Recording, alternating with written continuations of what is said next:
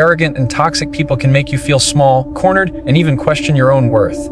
The words they choose, the way they look at you, the interruptions in conversation, everything they do seems designed to remind you that they think they're better, smarter, or more important than you. And it stings, it really does. But here's the truth most people don't realize: arrogance and toxicity almost never come from true strength.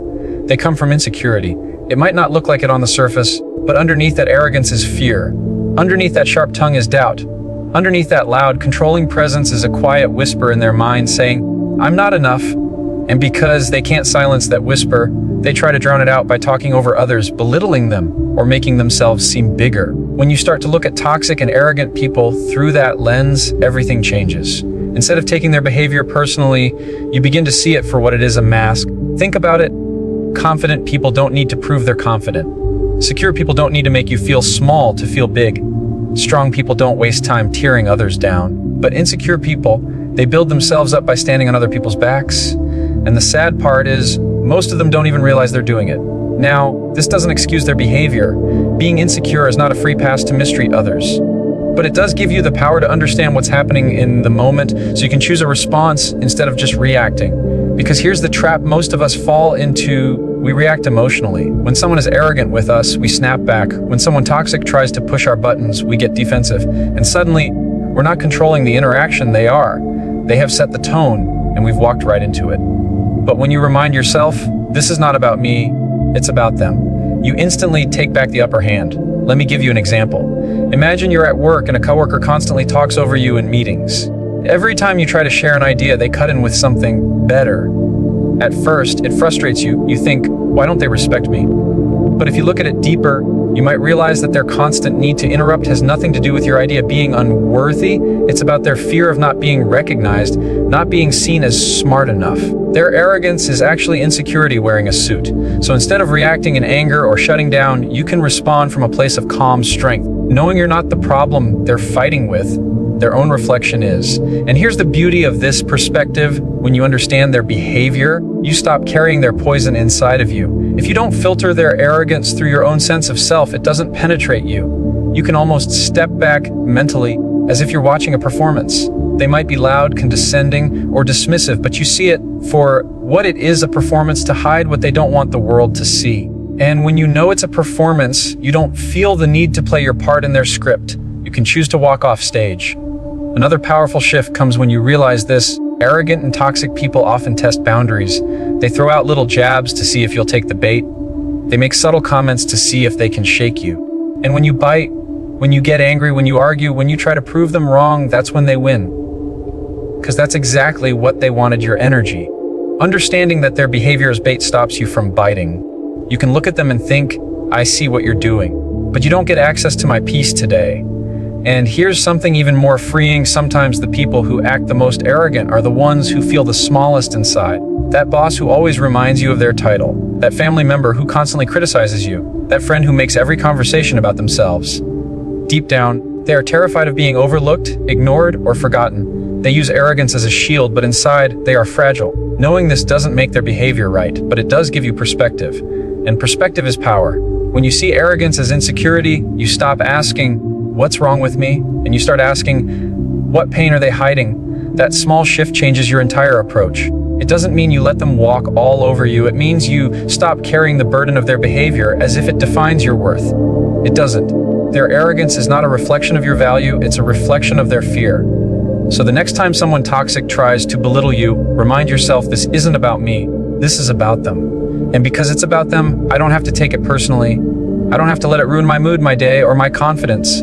I can stay calm, stand tall, and let their arrogance reveal more about them than it ever will about me.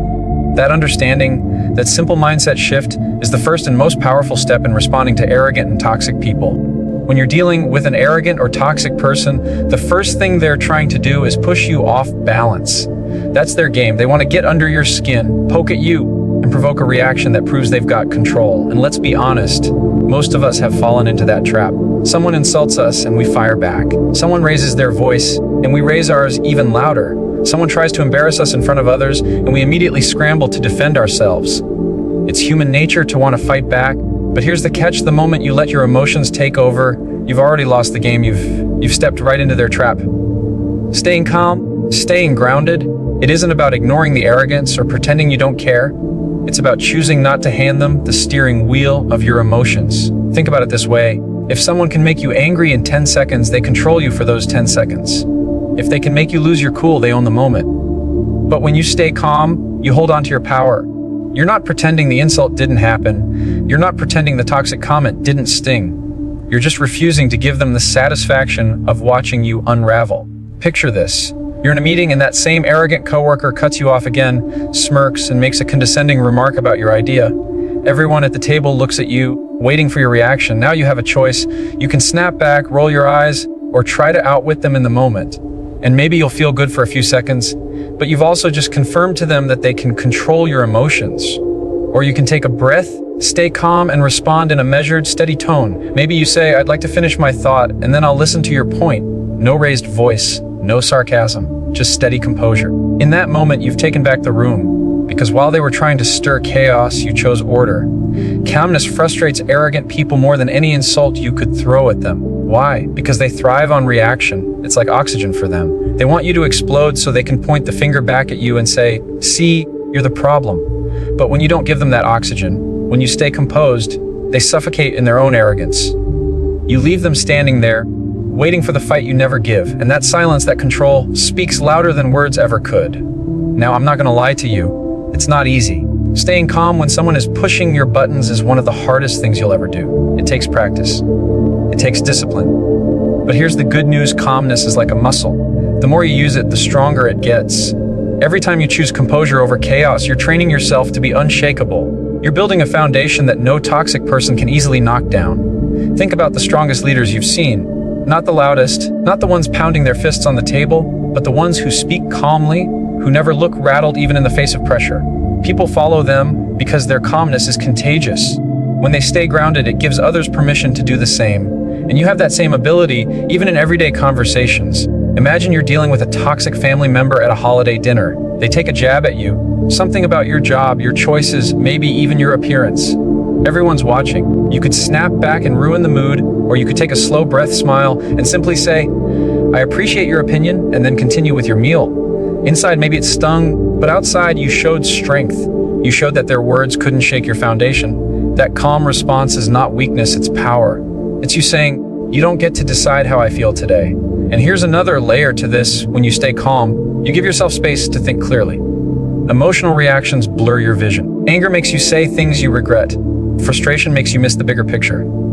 But calmness clears the fog. When you're grounded, you can see the situation for what it really is, and you can choose the smartest response instead of the loudest one. You stop reacting and you start responding. The beauty of staying calm is that it doesn't just protect you, it exposes them.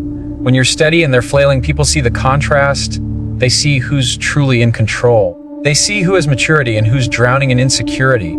And without you saying a single harsh word, the arrogant person reveals themselves for what they are. So the next time someone toxic comes at you with arrogance, remember this: calmness is not silence. Calmness is not avoidance. Calmness is strength. It's self-control in the middle of chaos. It's refusing to hand over the keys to your peace. Stay grounded. Hold your center. Because in a world full of noise and arrogance, the calmest voice in the room is always the most powerful. One of the most common mistakes people make when dealing with arrogance or toxicity is thinking they have to explain themselves endlessly, as if their no isn't enough until it's decorated with a 10-minute justification. But here's the reality: when you feel the need to over-explain, you're already giving away your power. Toxic people know this. They know if they press you just a little harder, you'll eventually bend. And once you bend once, they'll keep coming back because they've learned that your boundaries aren't walls, they're suggestions. That's why setting boundaries is one of the smartest, strongest ways you can respond. And not just boundaries, but boundaries without apology. A simple, "No, that doesn't work for me." A steady, "I'm not available for that." A calm, firm, "I won't continue this conversation if it stays disrespectful." Notice something about those statements. They're short, they're clear, and they don't come with a trail of excuses. Because boundaries don't need a PowerPoint presentation. They don't need you to convince the other person to agree. They're not requests. They're declarations of where you stand. Now, I know what some of you might be thinking, but if I don't explain myself, won't I seem rude? That's what toxic people want you to believe, that saying no is rude, that protecting your peace makes you selfish. But let's flip that for a second. Isn't it rude for someone to demand your time without respecting your schedule? Isn't it selfish for someone to think they're entitled to your energy no matter how it affects you? The truth is, boundaries aren't rude. Boundaries are respect. They're respect for yourself and respect for the relationship. Picture this. You have a friend who constantly calls you late at night, dumping their problems on you, never asking how you're doing. The first few times you answer because you want to help, but eventually you realize you're losing sleep, you're stressed out, and you're carrying their burdens more than your own. The next time they call, instead of answering and then resenting it later, you send a message of, "I can't talk at night anymore, but I'd be glad to catch up tomorrow afternoon." That's a boundary, clear, respectful. And without apology, you didn't write a novel about how busy you are. You didn't soften it with 10 "I'm sorries." You just drew the line. Here's the key. Arrogant and toxic people test boundaries the hardest. They'll push, they'll argue, they'll guilt trip you. Because if they can get you to crack once, they know they can do it again. That's why your boundary has to be stronger than their push. And the way you keep it strong is by removing the apology.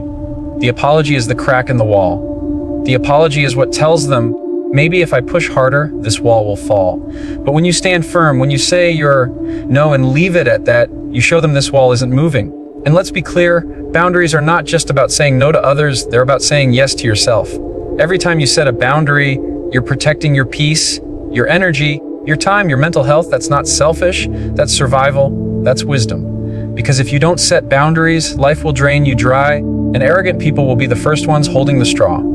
Some of you might be in situations where the toxic person is family. And that's tough because walking away isn't always an option, but even there, boundaries matter. Maybe you decide certain topics are off limits, and if they come up, you step out of the room. Maybe you limit how long you stay at gatherings. Maybe you stop engaging in arguments that go nowhere. Those are all boundaries. You're not shutting people out, you're shutting toxicity out. And there's a difference. One of the strongest things you can say in these situations is simply, "I'm not available for this." Think about the power in that. You're not blaming them, you're not arguing, you're not apologizing, you're just stating a fact. "I'm not available for this." That phrase alone can save you from hours of unnecessary conflict. The more you practice boundaries, the more natural they become. At first, it'll feel uncomfortable, especially if you're used to people pleasing. But over time, it becomes second nature.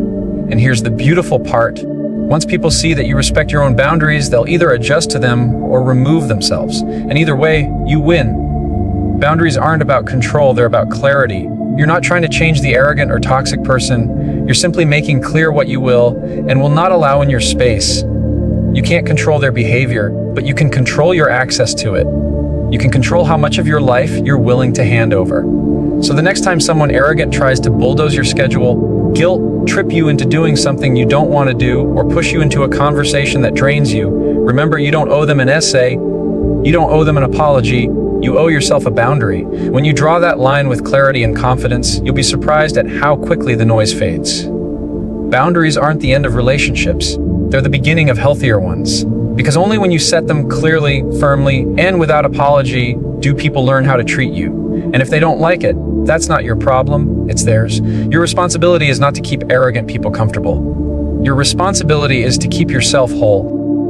One of the most underrated ways to deal with arrogance and toxicity is silence. And I know, at first, that doesn't sound like much of a strategy. We're taught to stand up for ourselves, to fight back, to have the last word. Silence feels like weakness. But in reality, silence can be one of the strongest, sharpest tools you have. Because toxic people thrive on energy. They thrive on the attention you give them, the arguments you enter, the defensiveness you show. Every reaction is fuel. And when you stop giving them that fuel, when you pull away the oxygen, their fire begins to die out. Think about the last time someone arrogant threw a jab at you. Maybe it was a sarcastic remark at work, or a dismissive comment in a family conversation. The natural urge is to defend yourself, to clap back with something clever, to make sure they know they can't get away with it. But here's what happens. You engage, and now you're in the mud with them. You've taken their bait, you've entered their game, and the rules are stacked against you. Silence, on the other hand, is refusing to play. It's saying, you don't get access to my peace, my voice, or my energy. There's a saying, not every comment deserves a response. And it's true. Toxic people want to see if they can shake you. They throw little hooks, waiting to see if you'll bite. When you stay steady and quiet, it does two things. First, it protects your peace. You're not burning energy on someone who isn't worth it. Second, it exposes them, because when you don't react, their words just hang in the air. Suddenly, everyone sees the comment for what it is: small, unnecessary, and insecure. Your silence becomes a mirror, reflecting their behavior back at them. Let me paint a picture. You're sitting at a dinner table, and a relative makes a passive, aggressive remark. Everyone's watching to see if you'll snap back. But instead, you stay quiet, take a sip of your drink, and keep eating. That silence speaks volumes. It says, "I'm not here to wrestle with your negativity." And what happens? The moment passes. Their power is cut off because you didn't give them the satisfaction of dragging you into it. Or imagine this at work. A colleague rolls their eyes while you're talking and mutters something under their breath. You could stop, demand they repeat it, or call them out publicly. Maybe that feels good in the short term, but it also escalates the situation. Now, it's drama. Instead, you keep talking. You finish your point with confidence. You let their muttering fade into irrelevance. That silence tells everyone in the room, I don't need to defend myself. My work and my voice stand on their own. That's real authority. Minimal responses can work the same way. Sometimes you don't need a debate, you just need a simple, firm phrase, noted, okay, that's your opinion. Those short responses send a clear message: I heard you, but I'm not engaging. It's like closing the door gently instead of slamming it. You're not escalating, you're not fueling, you're just signaling that the conversation doesn't have space to grow. Now, let me be clear. Silence is not about being passive. It's not about letting people walk all over you. It's about choosing your battles wisely. You're not ignoring disrespect. You're refusing to give it a stage. Because the truth is, some comments aren't worth your words. They don't deserve your breath. And when you learn to tell the difference, you stop wasting energy on arguments that lead nowhere. Here's another layer to this: silence is uncomfortable. For them, not for you. Arrogant people expect a reaction. They expect you to fight, to argue, to show frustration. When you don't, when you calmly let the comment die in the air, they're left holding their own negativity, and that discomfort belongs to them, not you. Over time, they may even realize that their behavior doesn't get them anywhere with you, and slowly they stop trying. But here's the challenge.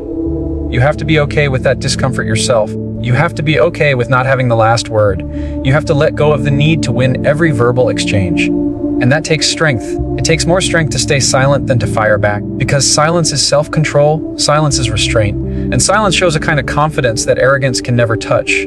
There's also wisdom in knowing when silence should end. Silence is not forever, it's a tool. Sometimes, after you've let the jab fall flat, after you've given it no fuel, you follow up later in private with calm words. That comment wasn't respectful, and I won't accept it again. Notice how different that is from snapping in the moment. Now you're addressing it on your terms, from a place of calm, not chaos. Silence first, wisdom second. That's how you win without fighting. So the next time someone arrogant tries to bait you, remember this: you don't have to attend every argument you're invited to. Silence can be the loudest response in the room. Minimal words can carry more power than a 5-minute defense. And when you master that discipline, you'll find that toxic people lose their grip on you because their favorite weapon, your reaction, is no longer available. One of the smartest things you can do when facing arrogance or toxicity is learn the art of redirection. Toxic people love to pull you into their world, to drag you into drama, to make everything about ego instead of the real issue. They thrive when the conversation gets personal, emotional, and messy.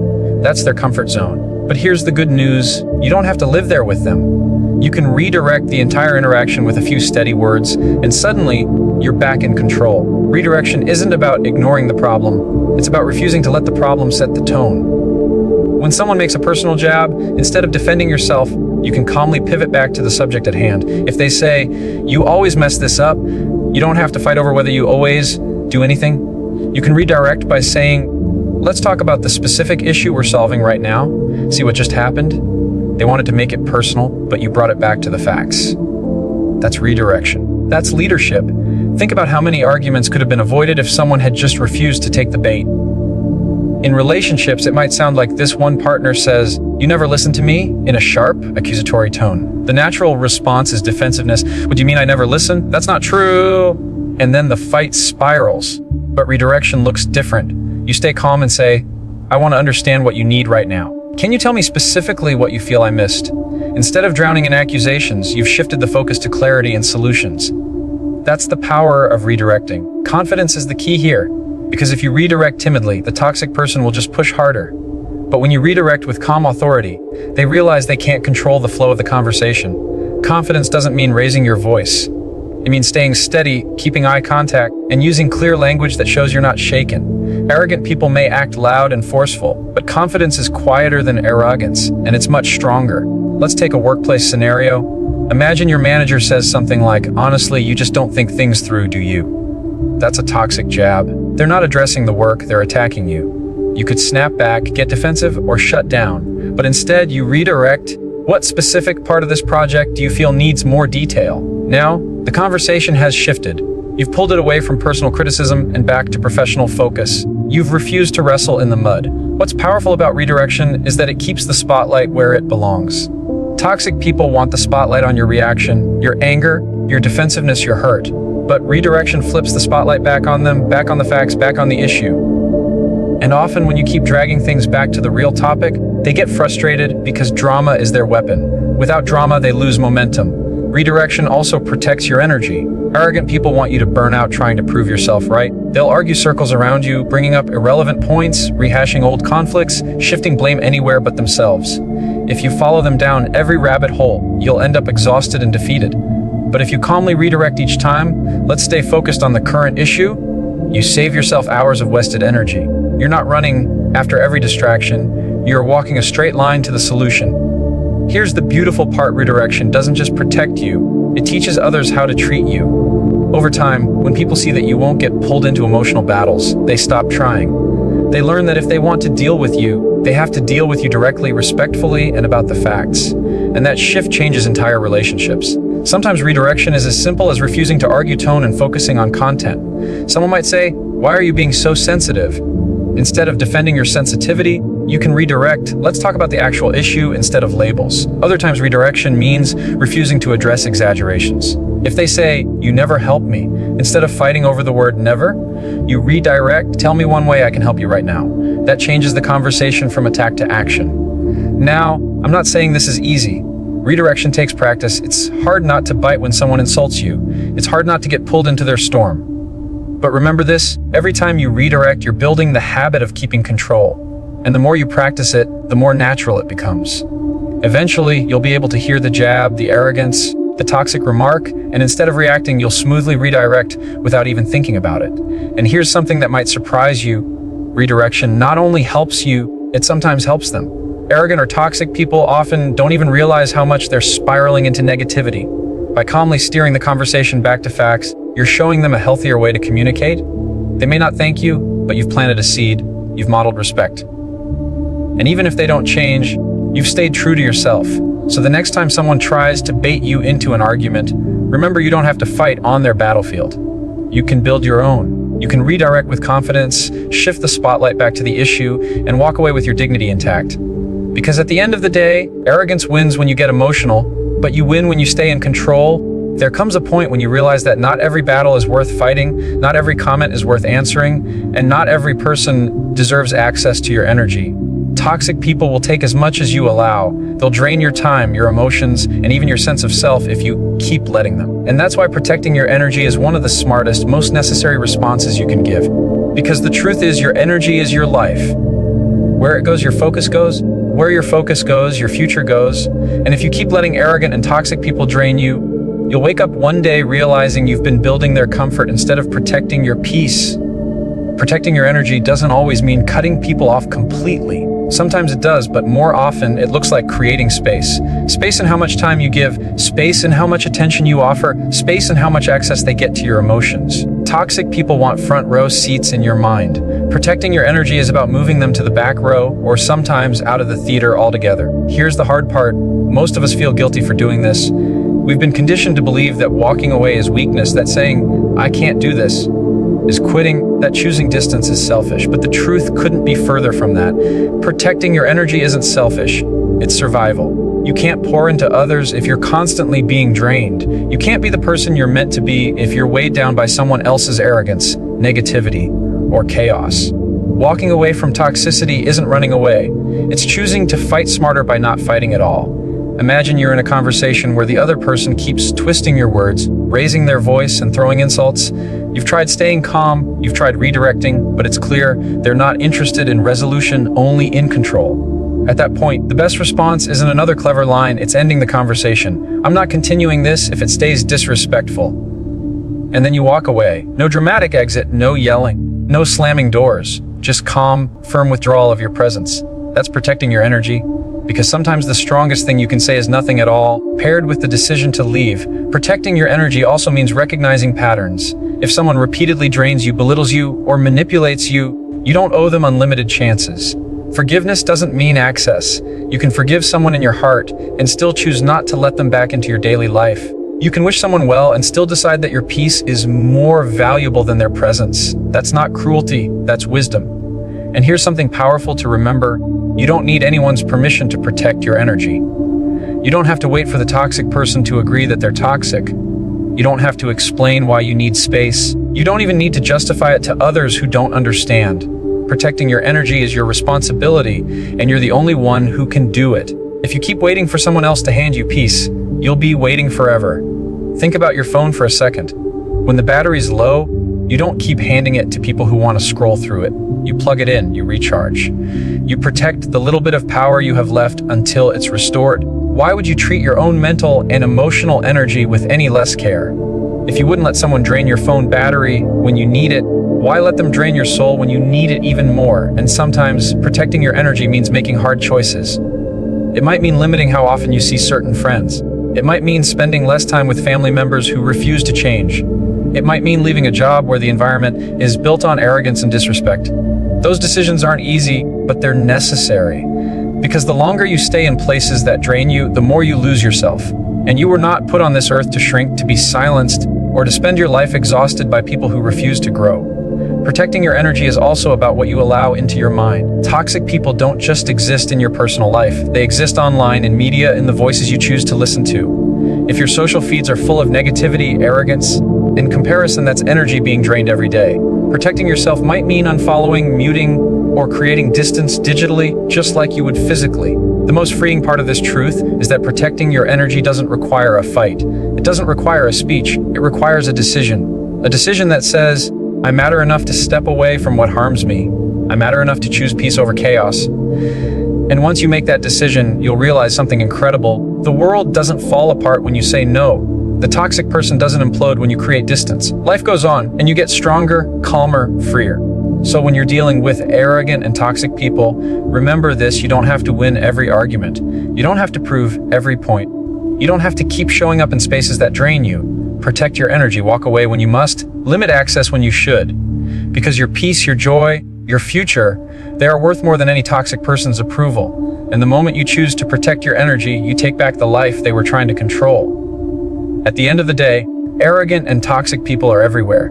You'll meet them at work, in your family, even in your closest circles. But here's the truth: you don't have to let them control you. You don't have to let their arrogance dictate your emotions or their toxicity drain your peace. You are stronger than that. We talked about 6 smart ways to respond. First, you don't react, you respond with calm, because that's where your power lies. Second, you set boundaries, because people can only cross the lines you refuse to draw. Third, you use questions to expose the truth, because arrogance crumbles when faced with clarity. Fourth, you practice empathy, not because they deserve it, but because you deserve the freedom of not carrying their bitterness inside you. Fifth, you redirect with confidence, refusing to wrestle in the mud and pulling the focus back to what matters.